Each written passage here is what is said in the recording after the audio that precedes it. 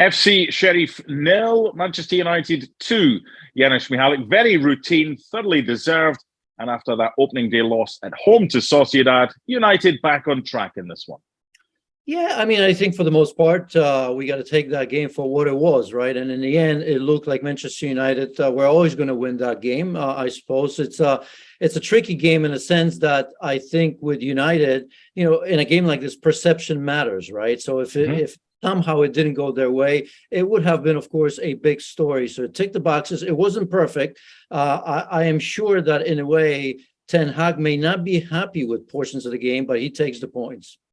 Jadon Sancho scoring the opening goal was a good goal, and Cristiano Ronaldo getting his 699th. Interesting, the team selection made by Erik Ten Hag. There's no game at the weekend. Their match against Leeds has been called off, and then it's an international break. So no reason why you wouldn't start your strongest lineup.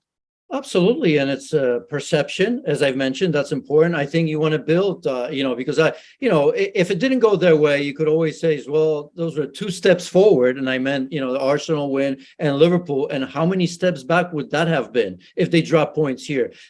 In the end, I don't think it's going to matter. I think Manchester United could have lost this game, and having Omonia back-to-back in next couple of match days in Europa League, they would have gone through here. But perception matters because you need to build on that. Erik Ten Hag seems to be getting players to do what they want. But as I've said, I think the unhappiness, if any, here, because you know how coaches are, Mark, right? I mean, they'll find a way to complain about something. It was that was sloppy, wasn't it? Malacia in the beginning of the second half, and then that header backwards. I think a couple of the players, missing passes. Did you not think that after scoring that first goals, and yes, Jadon Sancho, that was a good goal. Eriksen plays a pretty good ball, and he was surrounded by 3 or 4 Sheriff players, turns, drops one, turns and shoots. But it kind of those moments there after the first goal where Manchester United dropped off for no reason whatsoever. This is the game that you want to build that confidence, and almost reminded me of a little bit of Ole Gunnar Solskjaer, where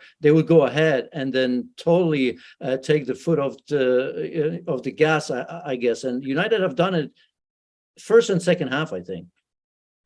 I understand that, but there's a picking holes in something for the sake of picking holes in it. Now, yeah, that might be the case. However, if they win 3-0, people are unhappy they haven't won 4-0. If they win 4-0, you know what it's like. There's always going to be people that complain.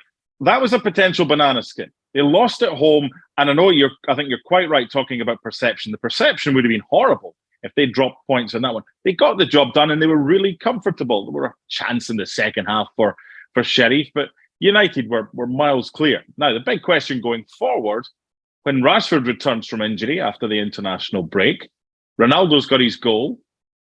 Who starts in attack? I think I play Rashford. I mean, it's going to be interesting because I think the next match isn't in a Manchester derby after the international break. It is, yeah. That's a big one. Again, perception, just like Liverpool, just like Arsenal, it can continue to jumpstart your season, if you will, right? And for Manchester United, I think that's going to be important because if they somehow beat Manchester City, just imagine that.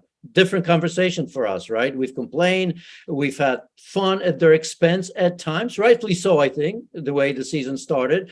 But I think it's Rashford because it's pressing, and a lot of things. He's had a good season. So look, Cristiano Ronaldo is gonna do that thing, a few times during the season where he's going to score his goals, and that's just normal. But I think that look, he wanted out. A lot of defense wanted him out.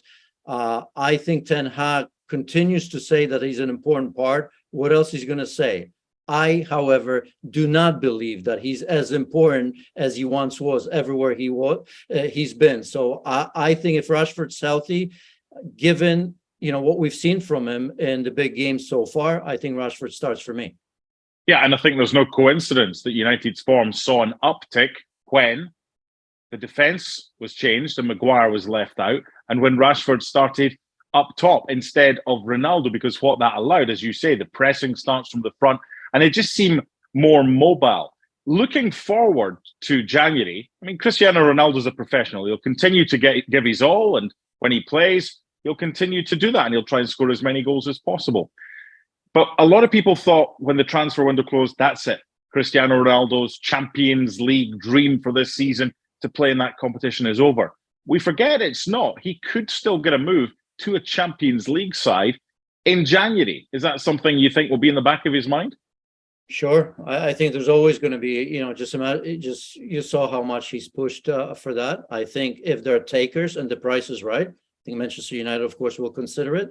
I think if he was to go, they can probably bring somebody else in. So I think that'll be in the conversation. Maybe not out there in the open when it comes to Manchester United, but I'm sure his manager and his agent are working on it. So what about the new signings that Manchester United made towards the end of the transfer window, Janusz? Antony played pretty much the whole game before being replaced, but he was pretty quiet. And Casemiro again didn't start, but did come on at half-time for Scott McTominay. Yeah, here we are picking just a little bit, but I think it's worth mentioning. For Antony, didn't see much of him. I mean, this is sort of a game that you'd like to think that plenty of opportunities, opposition wasn't good enough, and Antony in his best. Obviously, you expect a lot more. I think he gets the benefit of the doubt from me. Just his second game, I think. But Casemiro, that's an interesting story. Credit to Scott McTominay, by the way, who continues to play well. You can see that Ten Hag is reluctant to change the winning lineup, and I can understand that. But this is Casemiro, right? I mean, it's very difficult for him to come in. He seems happy enough, at least what I saw at halftime when he was warming up and all of that. But I just wonder, why is it taking so long? And do you try something? Today, for example, could have been a good chance to play him from the start, because it's a game where Manchester United would have felt they're going to win it regardless. And with no games, an international break, just an interesting story, because there's a big time player, obviously winning the Champions League, who they've bought for a lot of money. And I would have to imagine that at some stage you want to incorporate him in there. But as I said, McTominay presses a little bit higher, doesn't he? And Casemiro sits back just a little bit. So having Christian Eriksen there as part of the two, it's interesting. I think with Casemiro